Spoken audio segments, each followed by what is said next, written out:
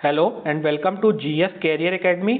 आज है 30 जनवरी 2022 और आज की वीडियो में बात करेंगे 30 जनवरी के सभी इंपॉर्टेंट करंट अफेयर्स जो आपके आने वाले एग्जाम्स के लिए ज़रूरी हैं। साथ में करंट अफेयर्स के सभी फैक्ट को भी देखेंगे जो आपके लिए बेनिफिशियल होंगे। इसकी पीडीएफ आपको हमारे टेलीग्राम चैनल से जीएस कैरियर एकेडमी से आप डाउनलोड कर सकते हैं या फिर आपको इसकी लिंक डिस्क्रिप्शन में मिल जाएगी। तो शुरू करते हैं पहले करंट अफेयर के साथ। हाल ही में किस कंपनी के द्वारा HIV वैक्सीन ट्रायल शुरू किया गया है? तो HIV का मतलब क्या होता है? Human immuno deficiency virus. और HIV वैक्सीन का ट्रायल अभी किस कंपनी के द्वारा शुरू किया गया है? मॉडर्ना कंपनी के द्वारा। मॉडर्ना कहाँ की कंपनी है? मॉडर्ना अमेरिका की कंपनी है जिसके द्वारा अभी हाल ही में HIV वैक्सीन ट्रायल शुरू किया गया है।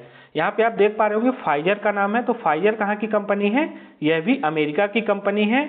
स्पुतनिक एक फार्मास्यूटिकल कंपनी है। तो यह कहाँ की है? यह रसिया की है। तो रसिया में जो पहली कोविड-19 की वैक्सीन बनी थी उसको स्पुतनिक ने बनाया था। यहाँ पे सीरम का भी नाम है। तो सीरम इंस्टीट्यूट कहाँ है? यह सीरम इंस्टीट्यूट इंडिया में है और इसका इंडिया में जो मुख्यालय है पुणे में है। इसके CEO कौन है प्रेजेंट टाइम में? सीरम इंस्टीट्यूट के आदार पूनावाला। मॉडर्ना ने वैक्सीन विकसित करने के लिए गैर लाभकारी अंतर्राष्ट्रीय एड्स वैक्सीन पहल के साथ इस वैक्सीन को बनाया है। तो जो मॉडर्ना कंपनी है इसने अंतर्राष्ट्रीय एड्स वैक्सीन पहल के साथ इस नई HIV वैक्सीन को बनाया है। यहाँ पे AIVI लिखा हुआ है तो इसका मतलब होता है इंटरनेशनल एड्स वैक्सीन इनिशिएटिव। अब आगे देख लेते हैं। तो मॉडर्ना कंपनी अमेरिका की फार्मास्यूटिकल कंपनी है और मॉडर्ना कंपनी ने ही अमेरिका की पहली कोविड-19 वैक्सीन भी बनाई थी। तो मॉडर्ना कंपनी के द्वारा ही अमेरिका की पहली कोविड-19 वैक्सीन बनाई गई थी। हर साल 1 दिसंबर को अंतर्राष्ट्रीय एड्स दिवस भी मनाया जाता है। तो HIV वायरस से ही एड्स जैसी बीमारी होती है जिसका प्रभाव पूरी दुनिया में देखा जा रहा है, जिसके लिए अभी WHO ने इसकी मंजूरी दी थी वैक्सीन की जो मॉडर्ना कंपनी बना रही है। और HIV एड्स हर साल 1 दिसंबर को मनाया जाता है। बात कर लेते हैं अगले करंट अफेयर की। तो हाल ही में ऑस्ट्रेलियन ओपन 2022 में ग्रैंड स्लैम महिला एकल का खिताब किसने जीता है? Serena Williams, Venus Williams, Ashleigh Barty या डेनियल कॉलिंस। तो जो ऑस्ट्रेलियन ओपन 2022 ग्रैंड स्लैम महिला एकल का खिताब इस बार एशले बार्टी ने जीता है। तो इसका राइट आंसर हो जाएगा option 3 Ashleigh Barty. Ashleigh Barty ने फाइनल मुकाबले में डेनियल कॉलिंस को हराया है। एशले बार्टी ने इससे पहले 2019 में फ्रेंच ओपन और 2021 में विंबलडन का भी खिताब जीत चुकी हैं। एशले बार्टी है कहाँ की खिलाड़ी? तो एशले बार्टी ऑस्ट्रेलिया की ही खिलाड़ी हैं। बात कर लेते हैं ऑस्ट्रेलियन ओपन के बारे में जो काफ़ी ज़्यादा प्रसिद्ध है टेनिस के लिए। तो यह ऑस्ट्रेलिया के मेलबोर्न शहर में खेला जाता है और किस स्टेडियम में? तो मेलबोर्न पार्क राष्ट्रीय टेनिस केंद्र में हर साल आयोजित किया जाता है। पुरुषों के लिए पहला टूर्नामेंट कब शुरू हुआ था? 1905 में। और महिलाओं के लिए ऑस्ट्रेलियन ओपन पहली बार कब शुरू किया गया था? 1922 में। तो ये दोनों साल आपको याद रखने, आपकी परीक्षाओं में पूछे जा सकते हैं कि ऑस्ट्रेलियन ओपन पुरुषों के लिए पहली बार कब शुरू हुआ था? 1905 में और महिलाओं के लिए 1922 में। देख लेते हैं अब अगला करंट अफेयर। तो हाल ही में 29 जनवरी को निम्न में से कौन सा दिवस मनाया गया है? तो अभी 29 जनवरी को भारतीय समाचार पत्र दिवस मनाया गया है। तो आपको ध्यान रखना है कि 29 जनवरी को भारतीय समाचार पत्र दिवस मनाया गया है। बात कर लेते हैं इस दिवस के बारे में। तो 29 जनवरी को हिक्की का बंगाल गजट नामक पहला भारतीय समाचार पत्र प्रकाशित हुआ था। तो ये काफ़ी ज़्यादा महत्वपूर्ण बनता है। बंगाल गजट का नाम आपको याद रखना है और हिक्की का बंगाल गजट, हिक्की के द्वारा इसको पहली बार लॉन्च किया गया था। अब हिक्की के बंगाल गजट की बात कर लेते हैं। तो इसकी स्थापना किसने की थी? जेम्स ऑक्सटन ने की थी। हिक्की का बंगाल गजट की स्थापना जेम्स ऑक्सटन ने की थी। 29 जनवरी 1780 को पहली बार यह कोलकाता शहर में छपा था। तो शहर का भी नाम आपको ध्यान रखना है, कोलकाता में। और पहली बार 29 जनवरी 1780 को, जो कि भारत का पहला भारतीय समाचार पत्र था। यह पहला अंग्रेजी भाषा का समाचार पत्र था। तो किस भाषा में पहली बार छपा था? अंग्रेजी भाषा में। यह भारतीय उपमहाद्वीप और एशिया में प्रकाशित होने वाला पहला मुद्रित समाचार पत्र था। तो जो प्रिंट आपको ये समाचार पत्र मिलते हैं, तो ये जो पहला समाचार पत्र प्रिंटेड था तो कौन सा था, हिक्की का बंगाल गजट। तो इतने सारे फैक्ट आपको जरूर याद रखने हैं, इनमें से कोई भी आपको परीक्षा में पूछा जा सकता है। हाल ही में मुख्य आर्थिक सलाहकार किसे नियुक्त किया गया है, तो अभी हाल ही में मुख्य आर्थिक सलाहकार नियुक्त किए गए हैं वी अनंत नागेश्वरन। इसका राइट आंसर हो जाएगा, अभी हाल ही में मुख्य आर्थिक सलाहकार भारत के वी अनंत नागेश्वरन को नियुक्त किया गया है। डॉक्टर नागेश्वरन 2019 और 2021 के बीच प्रधानमंत्री की आर्थिक सलाहकार परिषद के अंशकालिक सदस्य भी रह चुके हैं। तो इससे पहले डॉक्टर नागेश्वरन प्रधानमंत्री के आर्थिक सलाहकार परिषद के अंशकालिक सदस्य भी रह चुके हैं। अब बात कर लेते हैं कि जो मुख्य आर्थिक सलाहकार अभी नियुक्त हुए हैं तो इनका काम क्या होता है। तो मुख्य आर्थिक सलाहकार आमतौर पर बजट से एक दिन पहले पेश किए जाने वाले आर्थिक सर्वेक्षण का मसौदा तैयार करने के लिए जिम्मेदार होता है। तो अभी बजट कब से शुरू हो रहा है, भारत का बजट सत्र, तो संसद का बजट सत्र अभी भारत में 1 फरवरी से शुरू हो रहा है। जो 3 बजट हमारे देश में प्रस्तुत होते हैं उनमें से जो सबसे बड़ा बजट 3 सत्र प्रस्तुत होते हैं उनमें से सबसे बड़ा होता है बजट सत्र, जो कि 1 फरवरी से शुरू होने वाला है। अब बात कर लेते हैं तो हाल ही में भारतीय संसद द्वारा डिजिटल संसद ऐप भी लॉन्च किया गया है। तो अभी हाल ही में डिजिटल संसद ऐप लॉन्च किया गया है भारतीय संसद के द्वारा। बजट सत्र आपको याद रखना है 1 फरवरी से शुरू हो रहा है। और अभी जो नए आर्थिक सलाहकार नियुक्त हुए हैं तो डॉक्टर नागेश्वरन, या पूरा नाम है वी अनंत नागेश्वरन। हाल ही में टाटा स्काई का नाम बदलकर क्या रखा गया है, तो नया नाम टाटा स्काई का बदला गया है। यहाँ पे 4 ऑप्शन है, टाटा गो, टाटा प्ले, टाटा प्लस और टाटा प्रो। तो टाटा स्काई का नाम बदलकर अब टाटा प्ले कर दिया गया है। टाटा स्काई एक डीटीएच कंपनी है, तो डीटीएच से अब अलग हो गई है क्योंकि इसमें इसको ओटीटी प्लेटफॉर्म नहीं मिल पा रहा था। तो अब जो टाटा प्ले आएगा उसमें आपको ओटीटी प्लेटफॉर्म भी मिलेगा और टाटा स्काई ने अपना नाम बदलकर टाटा प्ले कर दिया गया है। टाटा प्ले के ब्रांड एम्बेसडर कौन है, तो आमिर खान। हाल ही में आयोजित होने वाले एशियन गेम्स 2022 का आयोजन कहाँ होगा, तो एशियन गेम्स 2022 का आयोजन यहाँ पे 4 ऑप्शन है, श्रीलंका, चीन, भारत, म्यांमार। तो जो एशियन गेम्स 2022 का आयोजन होगा तो चीन में होगा, राइट आंसर हो जाएगा चीन के में आयोजित होने वाला है ये गेम्स। तो चीन के बारे में कुछ जो मुख्य तथ्य हैं तो देख लेते हैं। तो 2021 में भारत और चीन के बीच द्विपक्षीय व्यापार 125 अरब डॉलर के पार पहुंचा है। तो करीब 125 अरब डॉलर से भी ऊपर रहा है 2021 में भारत और चीन का द्विपक्षीय व्यापार। अभी हाल ही में चीन ने मार्स रोवर झुरोंग को मंगल ग्रह पर सफलतापूर्वक उतारा है। तो जो चीन का मार्स रोवर है झुरोंग, उसको मंगल ग्रह पर चीन ने सफलतापूर्वक उतारा है। चीन कचरे का सबसे बड़ा उत्पादक देश है।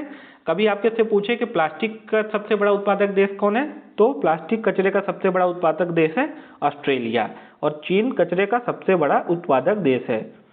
साथ में चीन की सीमा सबसे ज़्यादा 14 देशों से लगती है। तो पूरे विश्व में चीन एक ऐसा देश है जिसकी सीमाएं 14 देशों से लगती हैं, जो सबसे ज़्यादा अधिक है। तो काफ़ी महत्वपूर्ण फैक्ट है ये वाला, आपको ध्यान रखना है। हाल ही में भारत के किस टाइगर रिजर्व ने अंतर्राष्ट्रीय TX2 अवार्ड जीता है। पहले आपको जान लेना चाहिए कि TX2 अवार्ड होता क्या है। तो जो TX2 अंतर्राष्ट्रीय अवार्ड मिलता है, तो अगर कोई टाइगर रिजर्व में 10 साल के अंदर अगर टाइगर की संख्या दुगनी हो जाती है तो उसे अंतर्राष्ट्रीय TX2 अवार्ड दिया जाता है। सपोज कीजिए अगर किसी टाइगर रिजर्व में आज मान लीजिए कि 10 बाघ हैं और आने वाले 10 साल में अगर इनकी संख्या 20 हो जाती है तो उस टाइगर रिजर्व को अंतर्राष्ट्रीय TX2 अवार्ड दिया जाता है। तो इस बार यह अवार्ड किसे मिला है, सत्यमंगलम टाइगर रिजर्व को, जो कि तमिलनाडु के ईरोड जिले में है। तो आपको ध्यान रखना है कि सत्यमंगलम टाइगर रिजर्व कहाँ है, तमिलनाडु में। अब यहाँ पे 3 ऑप्शन और होंगे कि बांधवगढ़ टाइगर रिजर्व, तो बांधवगढ़ टाइगर रिजर्व कहाँ है, मध्य प्रदेश में है। साथ में बंदीपुर है, तो बंदीपुर टाइगर रिजर्व कहाँ है, बंदीपुर टाइगर रिजर्व कर्नाटका में है। तो आपको इसको भी ध्यान रखना है। जिम कॉर्बेट कहाँ है, तो जिम कॉर्बेट उत्तराखंड में है। सत्यमंगलम टाइगर रिजर्व तमिलनाडु के ईरोड जिले में है। यह टाइगर रिजर्व 1408 वर्ग किलोमीटर में फैला है और इसमें अभी बाघों की संख्या कितनी है, तो 80 बाघ इस टाइगर रिजर्व में है, जिसको अभी यह अवार्ड मिला है। अंतर्राष्ट्रीय TF2 अवार्ड किसके द्वारा दिया जाता है, तो वर्ल्ड वाइल्ड लाइफ फंड के द्वारा यह अवार्ड दिया जाता है। सत्यमंगलम टाइगर रिजर्व के अलावा नेपाल के बर्डिया राष्ट्रीय अभयारण्य को यह अवार्ड मिला है। तो भारत के सत्यमंगलम टाइगर रिजर्व को और नेपाल के बर्डिया राष्ट्रीय अभयारण्य को यह अवार्ड मिला है। बर्डिया राष्ट्रीय अभयारण्य में भी 10 साल के भीतर टाइगर की संख्या दोगुनी हो गई थी, तो जिसके लिए इन दोनों को यह अवार्ड दिया गया है वर्ल्ड वाइल्ड लाइफ फंड के द्वारा। हाल ही में भारत और किस देश के बीच $375 मिलियन का BrahMos supersonic antiship cruise missile का समझौता हुआ है।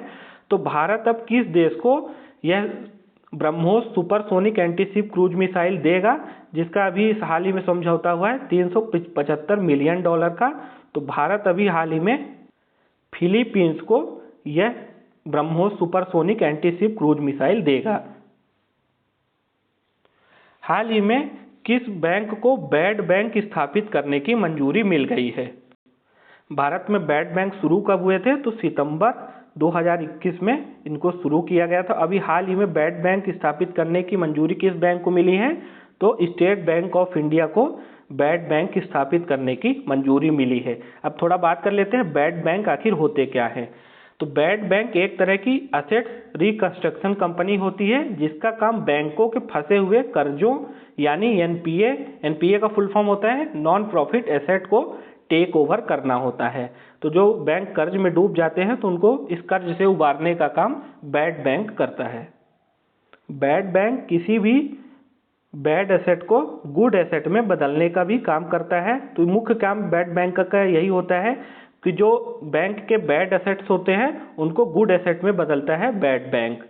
अब बात कर लेते हैं स्टेट बैंक के द्वारा बैड बैंक की स्थापना की गई है। तो स्टेट बैंक के बारे में कुछ फैक्ट जो हैं, तो इसकी स्थापना कब हुई थी स्टेट बैंक की, 1 जुलाई 1955 को SBI यानी स्टेट बैंक ऑफ इंडिया की स्थापना हुई थी। स्टेट बैंक ऑफ इंडिया का मुख्यालय कहाँ है, मुंबई में। इसका मुख्यालय है मुंबई में और जो इसके प्रेजेंट टाइम के चेयरपर्सन कौन है स्टेट बैंक ऑफ इंडिया के, दिनेश कुमार खारा। दिनेश कुमार खारा स्टेट बैंक ऑफ इंडिया के मौजूदा चेयरपर्सन हैं। इससे पहले कौन थी, तो इससे पहले थी Arundhati Bhattacharya state bank of India की चेयरपर्सन। अब हाल ही में दिनेश कुमार खारा जी स्टेट बैंक ऑफ इंडिया के चेयरपर्सन हैं।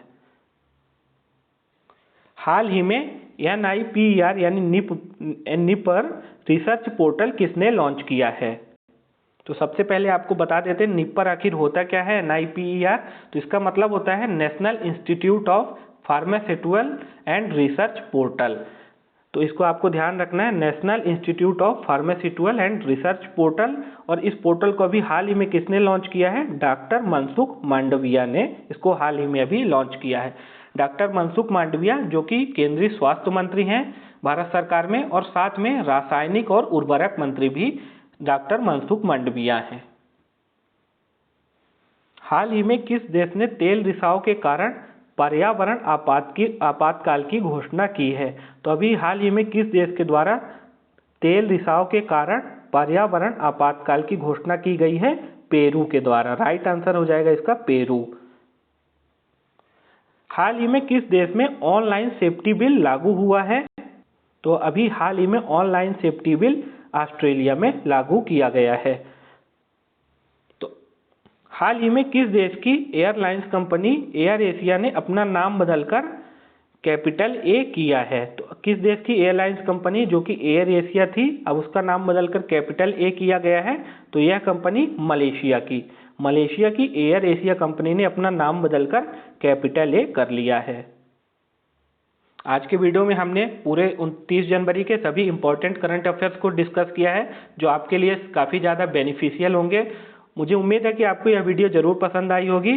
तो वीडियो को लाइक करना मत भूलिएगा, और अगर आपने अभी तक हमारे चैनल को सब्सक्राइब नहीं किया है तो सब्सक्राइब करके आप जुड़ जाइए GS कैरियर एकेडमी के साथ, जहां आपको डेली मॉर्निंग सबसे पहले करंट अफेयर मिलेगी। करंट अफेयर की ताकि आपको नोटिफिकेशन मिल जाए, तो आप सब्सक्राइब करना भूलिएगा मत। साथ में आपको इसकी PDF हमारे Telegram channel GS career academy से मिल जाएगी। मिलते हैं नेक्स्ट वीडियो में, तब तक के लिए आप सभी को जय हिंद, वंदे मातरम।